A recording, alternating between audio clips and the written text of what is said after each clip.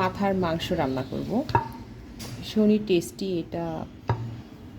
খুব পরিষ্কার করে ধুয়ে নিয়েছি মাথার মাংসটা। মাথার মাংস অনেকে খেতে খুবই পছন্দ করে, আবার অনেকে একদমই পছন্দ করে না। তো মাথার মাংসটা না আসলে রুটি পরোটার সাথে খেতেই বেশি ভালো লাগে। আজকে আমরা সেটাই করব। তো কুরবানির মাথার মাংস, গরুর মাথার মাংস ছিল। তো আজকে পরোটা দিয়ে বা রুটি দিয়ে, নান রুটি মানে যে কোনো কিছুর সাথে এটা খাওয়ার জন্য রান্না করব। তো একটু ডিফারেন্টভাবে রান্না করব, কারণ এটা মাথার মাংসের মধ্যে একটু ঝাল ঝাল হলে ভালো লাগে। তারপর একটু মশলাপাতি বেশি করেই দিতে হয়।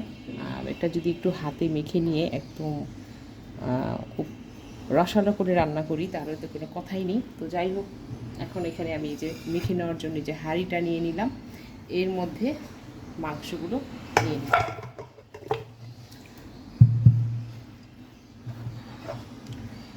ঠিক আছে, এটা নিয়ে নিলাম।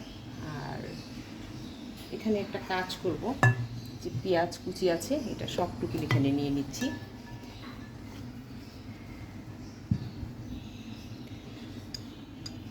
আপনারা স্কিপ না করে পুরো ভিডিওটি দেখে নেবেন বোঝার স্বার্থে। আর লবণ দিয়ে দিচ্ছি স্বাদ মতো। এখানে দারুচিনি, এলাচ, লং সব কিছুই দিব। লংয়ের ফ্লেভারটা গরুর মাথার সাথে খুব যায়, তাই আমি লং দিব বেশি করে। এলাচও দিয়ে দিলাম, ভেঙে দিয়ে দিচ্ছি।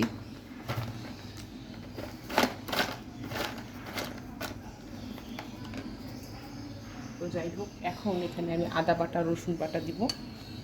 যেহেতু মাথার মাংস ওখানে মিনিমাম 2 কিলোর মতো হবে আছে, তাই এখানে পরিমাণের চেয়ে একটু বেশি করে আদা বাটা দিচ্ছি। রসুন বাটা এখানে দিয়ে দিচ্ছি 3 টেবিল চামচ বা 2.5 টেবিল চামচ। আদা বাটাও 2.5 টেবিল চামচ দিয়ে দিলাম। ঠিক আছে, এখন এখানে দিয়ে দিচ্ছি লাল মরিচের গুঁড়ো, দিয়ে দিচ্ছি তেল। লাল মরিচের গুঁড়ো আপনি যেরকম ঝাল না খেলে ঝাল কম দিবেন, আমরা ঝালটা একটু বেশি খাই তাই ঝালটা বেশি করেই দিয়ে নিলাম। আর তেল এখানে হাফ কাপ পরিমাণ দিলাম, কারণ মাথার মাংসে কিন্তু প্রচুর পরিমাণে তেল চর্বি থাকে। হলুদের গুঁড়ো দিয়ে দিচ্ছি ভরে ভরে 1 চা চামচ। এখন এই মশলাগুলো খুব ভালো করে আমি মেখে নিব।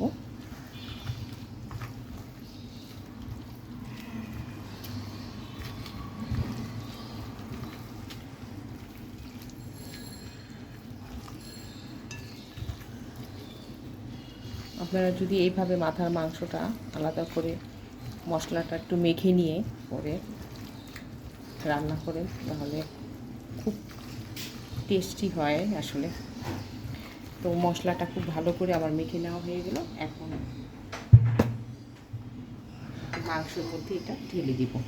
আপনারা হয়তো ভাবছেন যে এটা তো আমি মাংসের সাথেই মেখে নিতে পারতাম। হ্যাঁ ঠিক আছে, মেখে নিতে পারতাম, কিন্তু যে পেঁয়াজের ভিতরে তারপর বিভিন্নভাবে যে একটু মেখে নিলাম, চটকে নিলাম, সেটার জন্য একটু আলাদা, একটু অন্যরকম লাগবে।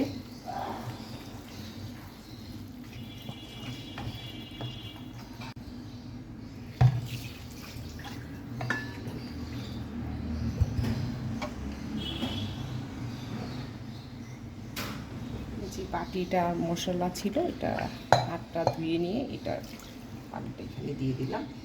তো ওই যে কথা, যে আমি যদি এটা মশলাগুলো এইভাবে মাংসের সাথে মাখাতাম তাহলে মশলার মিক্সটা একটু কম হতো। আমার কাছে মনে হলো যে মশলাটা আলাদা মেখে নিলে পরে আদা, রসুন, পেঁয়াজ সব কিছু পেঁয়াজের সাথে মিক্স হয়ে গেল। এইবার আমি মাংসের সাথে সমানভাবে মশলাটা যাবে, মাংসের ভিতরে সমানভাবে যাবে।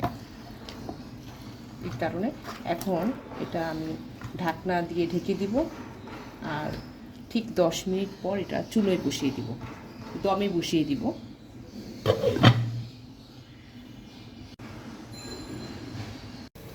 10 মিনিট পর আমি চুলোয় বসিয়ে দিলাম আর ঢাকনাটা দিয়ে রাখলাম।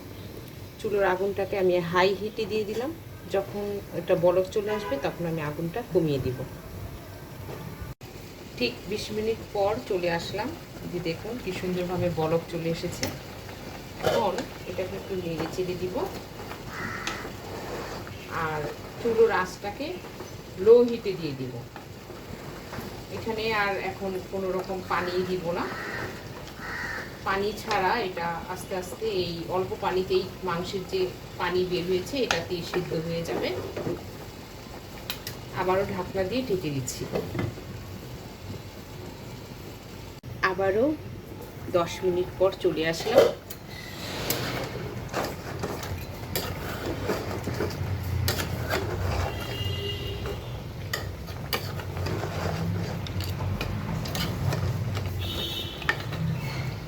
এখন এর মধ্যে আমি আরও কিছু কাঁচা পেঁয়াজ দিয়ে দিই।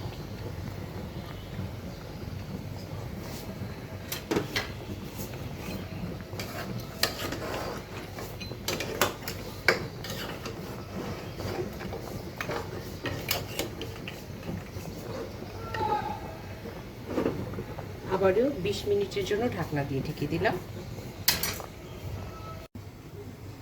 20 মিনিট পর ফিরে আসলাম। দেখুন মাংসগুলো, মাথার মাংসগুলো অনেকটাই সিদ্ধ হয়ে গিয়েছে, তেল উঠে গিয়েছে, অর্থাৎ খুব ভালোভাবে এটা কিন্তু কষানো হচ্ছে।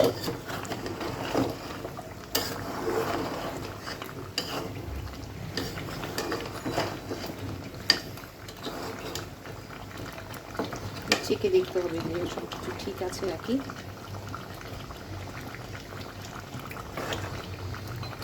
একদমই পারফেক্ট আছে। তবে এখানে আমি এখন একটু জিরার গুঁড়ো দিয়ে দিব। এখন এখানে আমি বাটা শিলপাটায় বেটে নেওয়া জিরা দিয়ে দিলাম। জিরাটা তো আপনার মাস্ট দিতে হবে, জিরা ছাড়া তো হবেই না মাথার মাংস রান্না করতে গেলে। এখন আমি আরও সামান্য কিছু হলুদ আর মরিচের গুঁড়ো দিয়ে দিলাম আর একটু ঝাল করে নেওয়ার জন্য, কারণ আমি চেকে দেখলাম যে একটু ঝাল কম হয়েছে। আগেই বলেছি যে মাথার মাংস আসলে এটা একটু ঝাল ঝাল রান্না করতে হয়। তো আমি আবারও এটা ঢাকনা দিয়ে ঢেকে দিব 10 মিনিটের জন্য। ফিরে আসলাম আবারও 10 মিনিট।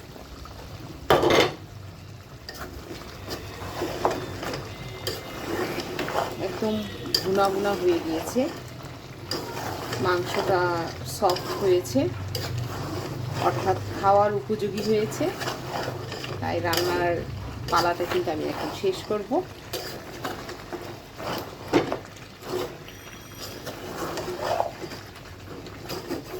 আজকে যারা আমার এই ভিডিওটি দেখছেন তারা অবশ্যই আমার মতন করে এইভাবে মাথার মাংস রান্না করে খাবেন। সেটা ভাতে হোক, রুটিতে হোক, পরোটাতে হোক, যেটা দিয়ে, নান দিয়ে হোক, যেটা দিয়েই খান না কেন ভীষণ মজা লাগবে। তো সবাই আমার এই ভিডিওটি কেমন লাগলো সেটা জানিয়ে অবশ্যই আমাকে কমেন্টস করবেন, আর অন্যদের সঙ্গে বেশি বেশি করে শেয়ার করবেন, আর সাবস্ক্রাইব করে আমাকে পাশে রাখার চেষ্টা করবেন। সবাই ভালো থাকবেন, সুস্থ থাকবেন, সুন্দর থাকবেন। আল্লাহ হাফিজ।